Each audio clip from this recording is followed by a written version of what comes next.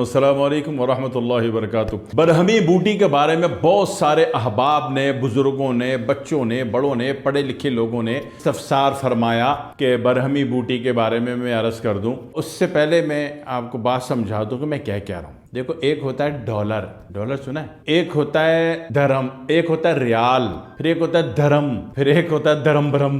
तो मैं इनमें से किसी की भी बात नहीं कर रहा, मैं एक बूटी की बात कर रहा हूँ, उसको कहते हैं बरहमी बूटी। बरहमी बूटी इतनी कीमती है, इतनी कीमती कि बंदा सोच नहीं सकता, लेकिन जब कदर करने वालों को काउंट करो तो पता चलता है कि कमाल है यार, क्या हो गया इस कौम को। इतनी सस्ती चीज अल्लाह ने दी हुई है और इतनी कीमती चीज अल्लाह ने इतने सस्ते में दी हुई है। जब आप कदर नहीं करेंगे अल्लाह की बनाई हुई चीजों को, अल्लाह की बनाई हुई चीजों की आप कदर नहीं करेंगे, तो फिर अगलों का हक बनता है कि लिखें कि हमारी दवा में हीरे, याकूत, मोती, जवाहरात, मुश्क, जाफरान, अंबर है और 36,000 रुपए तोला। फिर लोगों का हक बनता है। आप अल्लाह और उसके रसूल की बताई हुई चीजों की कदर पर आ जाते तो जिंदगी बहुत खूबसूरत है। तो बरहमी बूटी के एतबार से मैं अर्ज कर रहा हूँ कि सबसे बड़ा फायदा तो उसका दिमाग को जाता है। सबसे बड़ी चीज दिमाग में जो चाहिए वो मेमोरी पावर है। मेमोरी पावर का सबसे बड़ा बेड़ा गर्क किस वक्त होता है? इसमें बेड़ा गर्क नहीं है कि भाई बेगम को पहचानने से भूल गया, कोई बात नहीं, वो 2 रप्पड़ खींच के मारेगी, याद आ जाएगा कि बेगम है। लेकिन परेशानी उस वक्त होती है कि जब आप नमाज पढ़ रहे होते हैं। अब पूरी नमाज में बंदा 1 2 3 4 कर रहा होता है कि मैं पहली में हूं कि दूसरी में हूं, सलाम फेरूं कि तैयात में बैठ जाऊं, खड़ा हो जाऊं कि सलाम फेर लूं।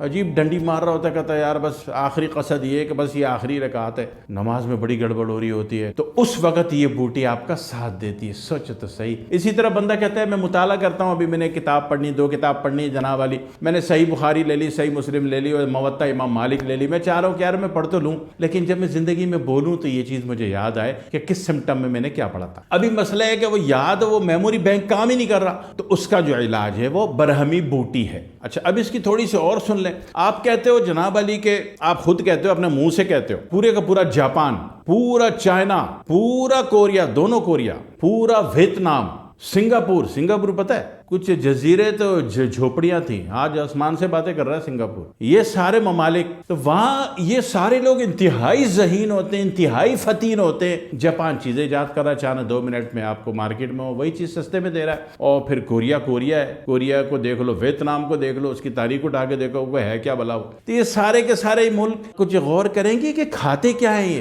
क्या बकसरत सबसे ज्यादा जो इस्तेमाल है वो बरहमी बूटी का है। बरहमी बूटी का इस्तेमाल इनका इस ग्रेड पर है जिस ग्रेड पर आप पानी पीते हो, बहुत ज्यादा। ये उसको उबाल के भी पीते हैं, ये पाउडर बना के भी लेते हैं, वो कोई ज्यादा एडवांस हो गया तो उसको कैप्सूल बना के दे देते हैं। और जनाब वाली ये उसका तेल भी बनाते हैं, ठीक है। और ये तकिए के नीचे भी उसकी गड्डी, जस्ट लाइक पुदीने की तरह गड्डी बन जाती है इसकी। वो गड्डी तकिए के नीचे भी डाल के 2 महीने के लिए भूल जाते हैं। इससे सबसे बड़ी बात क्या होती है कि आपका हाफजा अच्छा हो जाता है। पहले दर्जे पे तो पूरी दुनिया में इसको हाफजे पे लिया जाता है, लिहाजा मैं हाफजे पर अर्ज कर दूं आपकी खिदमत में। सेकेंडरी ये है कि इसका स्किन पर भी बहुत बेहतरीन इफेक्ट है। अभी जनाब उम्र हो गई 84 साल, अब स्किन हो गई खुश्क, लाइट का रिफ्लेक्शन वापस जा ही नहीं रहा। अभी लाइट का रिफ्लेक्शन अगर वापस नहीं जाएगा तो 84 साल की उम्र में आपकी शादी कौन करेगा आपसे? शादी तो करनी है ना भाई। तो शादी कैसे होगी 84 साल की उम्र में? वो ऐसे होगी कि एक तो बरहमी बूटी आपने खानी है भाई, पिसवा के रख लो, पंसारी से ले लो, पंसारी से ले आओ, पहले ला के ना इसको बंद डब्बे में डाल के खूब हिलाओ 50 दफा, फिर आराम से ऊपर से उठा लो ताकि नीचे बची हुई मट्टी रह गई तो मट्टी फेंक दो उठा के। अब जो बरहमी बूटी, इसको खुद ही अपने ग्राइंडर में पीस लो, रोजाना सुबह निहार मुंह और शाम 5 बजे आप इसकी 1 चुटकी मुंह में रखे, पानी पी ले, हो गया काम। सबसे बेहतरीन बात, अगर आप मुस्तकिल लेते हैं, जो चीज हमेशा यकीन करें, दिमाग है क्या भाई? दिमाग आसाब है। और स्किन क्या है भाई? स्किन भी आसाब है। और हड्डी क्या है? हड्डी भी आसाब है।